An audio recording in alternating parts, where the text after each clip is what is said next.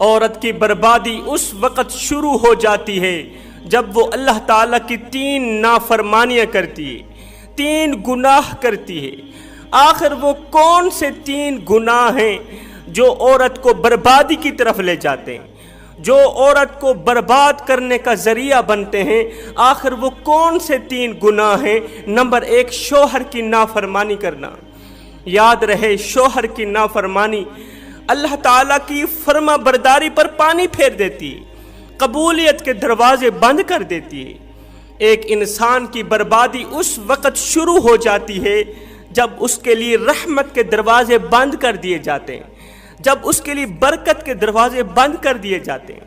یاد رہے، اسلام میں عورت کو شوہر کی مکمل فرما برداری کا حکم دیا گیا ہے۔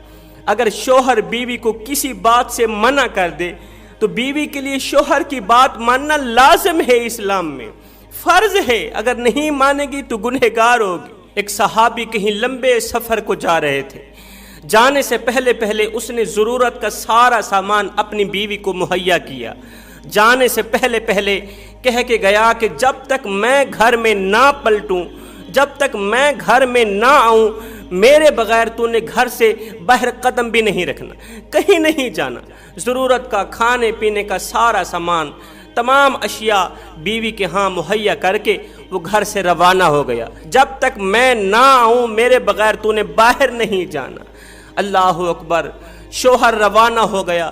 کچھ دن بعد اس عورت کو پتہ چلا کہ اس کا باپ بیمار ہو گیا ہے، باپ کی دیکھ بھال کرنے کے لیے باپ کے پاس جانا ہے۔ اب اس صحابیہ عورت نے، شوہر کی فرما بردار عورت نے آقا کریم علیہ السلام کی بارگاہ میں ایک پیغام بھجوایا۔ کہا، یا رسول اللہ، میرا باپ بیمار ہے، زندگی موت کی جنگ لڑ رہا ہے، اور میرے شوہر نے کہا تھا جب تک میں نہ آؤں تو نے باہر قدم نہیں رکھنا، میری نافرمانی نہیں کرنی۔ آقا بتاؤ میں کیا کروں، میرا باپ بیمار ہے، زندگی موت کی کشمکش میں ہے۔ میرے کریم نبی نے فرمایا، ایسا کرو، اپنے شوہر کی فرما برداری کرو، یہی تمہارے حق میں بہتر ہے۔ بیوی شوہر کی فرما برداری کرتے ہوئے باپ کی عیادت کے لیے نہ گئی۔ کچھ دن بعد پتہ چلا کہ باپ فوت ہو گیا، باپ اللہ کو پیارا ہو گیا۔ اب میں کیا کروں؟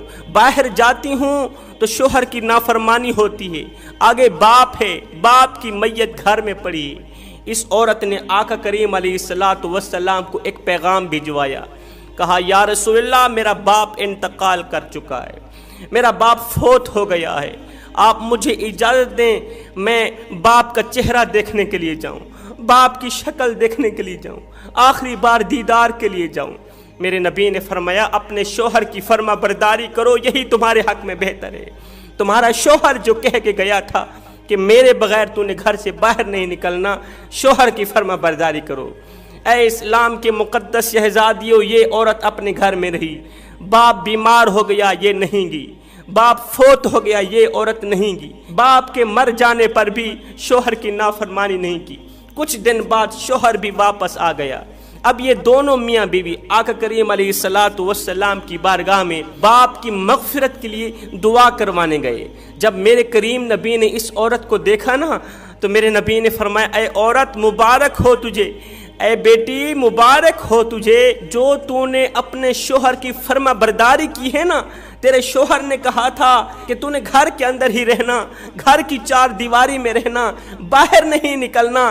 جو تو نے شوہر کی فرما برداری کی ہے، تیرے شوہر کی فرما برداری کے صدقے اللہ نے تیرے باپ کی بخشش کر دی ہے، اللہ نے تیرے باپ کو معاف فرما دیا، تیرے باپ کو بخش دیا ہے تیری فرما برداری کے صدقے۔ شوہر کی فرما برداری کا مقام یہ ہے کہ باپ کی بخشش کا ذریعہ بن گیا۔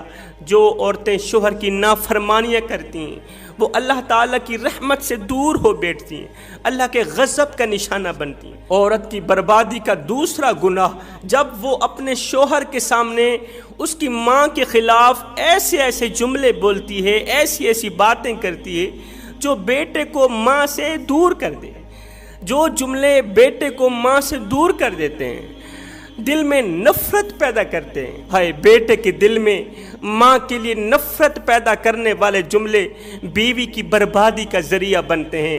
حضرت سیدنا عیسیٰ علیہ السلام کہیں جا رہے تھے، جاتے جاتے آپ کا گزر ایک قبرستان سے ہوا۔ آپ نے دیکھا ایک عورت ہے جو قبر کے سرہانے بیٹھے زاروں قطار رو رہی، چیخو پکار کر رہی۔ حضرت سیدنا عیسیٰ علیہ السلام اس عورت کے قریب آئے، پوچھا عورت تو کون ہے اور کس کی قبر پہ بیٹھ کے رو رہی؟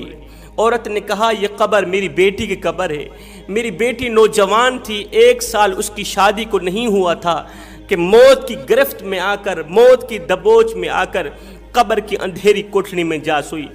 میرا کوئی عزیز و اقارب نہیں ہے، میرے رشتہ دار نہیں، میرے ماں باپ فوت ہو گئے ہیں کب کے، میں ایک ہی تھی اور ایک میری بیٹی تھی، اللہ نے میری بیٹی کو سنبھال لیا، اب میں رو رو کے موت مانگ رہی ہوں، یا اللہ مجھے بھی اپنی بیٹی کے ساتھ سلا دے۔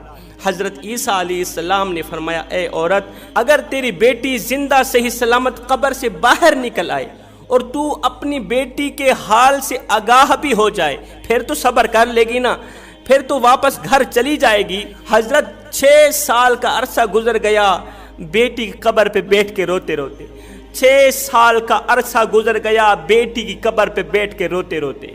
اگر میری بیٹی مجھے اپنے حال سے آگاہ کر دیتی ہے تو میں صبر کر جاؤں گی، واپس اپنے گھر میں چلی جاؤں گی۔ حضرت سیدنا عیسیٰ علیہ السلام نے 2 رکعت نماز پڑھی۔ نماز پڑھنے کے بعد قبر کے سرہانے آئے، آواز دی اے فلاں عورت، اللہ کے حکم سے زندہ ہو کر قبر سے باہر نکلا۔ آپ نے 1 بار آواز دی، عورت قبر سے باہر نہیں نکلی۔ دوسری بار آواز دی اے عورت، اے فلاں عورت، اللہ کے حکم سے زندہ ہو کر قبر سے باہر نکلا۔ دوسری بار بھی یہ لڑکی باہر نہیں نکلی۔ تیسری بار آپ نے آواز دی اے فلاں عورت، اللہ کے حکم سے زندہ ہو کر قبر سے باہر نکلا، ہمیں اپنے حال سے آگاہ کر کہ تو قبر میں کس طرح کی زندگی گزار رہی ہے، کس طرح کے شب و روز گزر رہے ہیں۔ آئے حضرت سیدنا عثمان غنی رضی اللہ تعالی عنہ، آپ جب بھی قبرستان میں جاتے تو اتنا روتے خون کے آنسو رویا کرتے تھے، اتنا روتے کہ آپ کی ہوش مبارک جاتی رہتی، آپ بے ہوش ہو جاتے۔ ایک دن کسی نے پوچھ ہی لیا حضرت آپ جب موت کا ذکر کرتے ہیں اس وقت تو نہیں روتے، لیکن جب قبرستان میں آتے ہیں اس وقت زاروں قطار کیوں روتے ہیں؟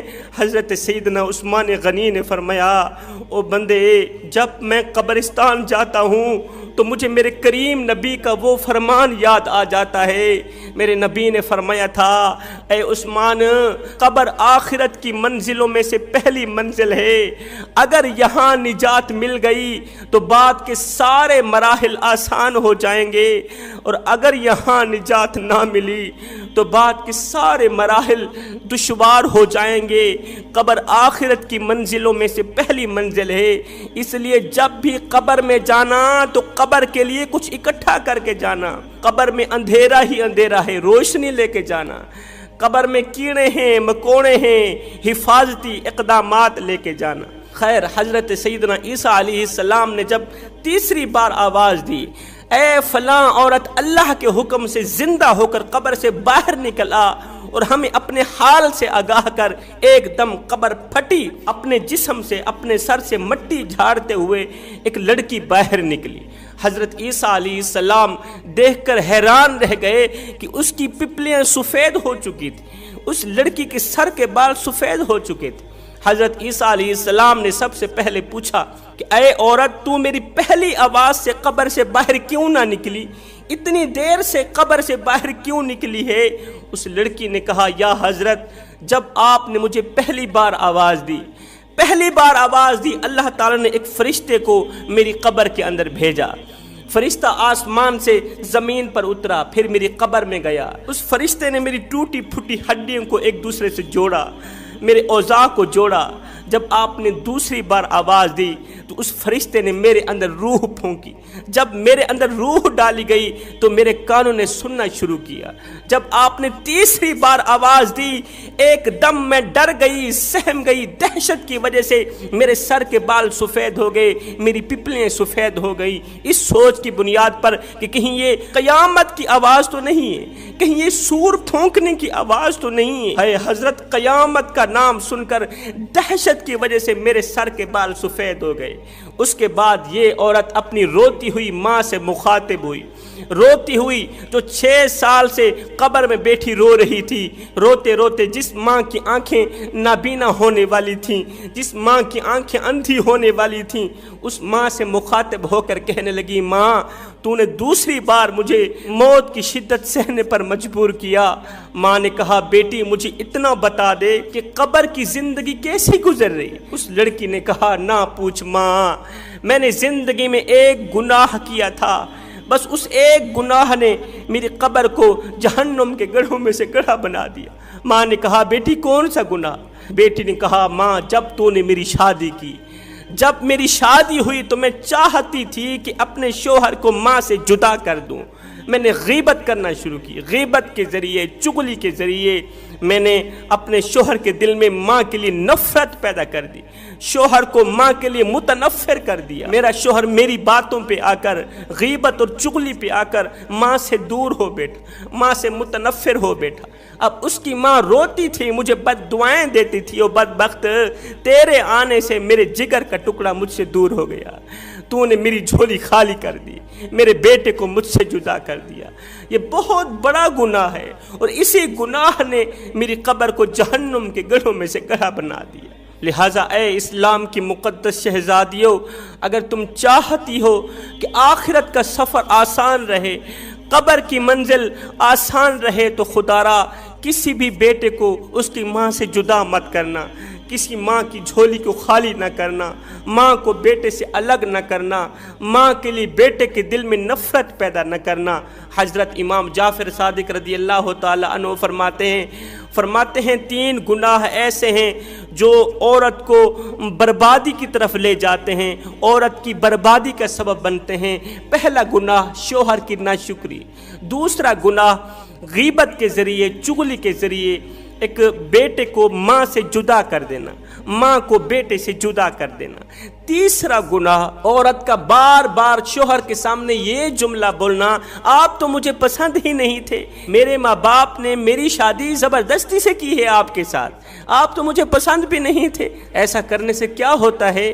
وہ خون پسینہ ایک کر کے تمہارے لیے جو روزی روٹی کماتا ہے نا تمہارا شوہر، اس کا دل ٹوٹ جاتا ہے۔ میں دعا کرتا ہوں مالک ہمیں اچھی نصیحتوں پر عمل کرنے کی توفیق عطا فرما، آمین ثم آمین، وما علینا الا البلاغ المبین۔